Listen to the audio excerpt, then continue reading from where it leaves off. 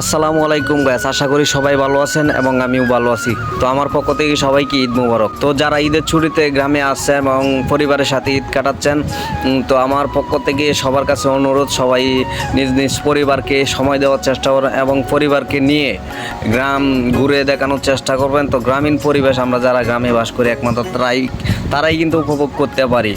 আবার অনেকেই শহরে থাকে, কিন্তু গ্রামীণ পরিবেশ তারা অনেক ভালোবাসে, কিন্তু হয়তো সময়ের কারণে তারা আমাদের গ্রামীণ পরিবেশগুলো ঘুরে দেখতে পারে না। যার কারণে আজকে আমি আমার নিজের গ্রামের একটা ভিডিও তুলে ধরলাম আপনার কাছে।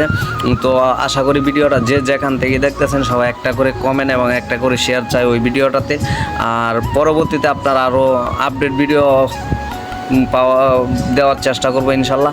আর যারা আমার এই ভিডিওটা দেখতেছেন এবং এই ভিডিওটা কোন ইউনিয়নের এবং কোন গ্রামের ভিতর দিয়ে ওই রাস্তাটা পড়ছে সবাই কমেন্ট করে জানাবেন আশা করি।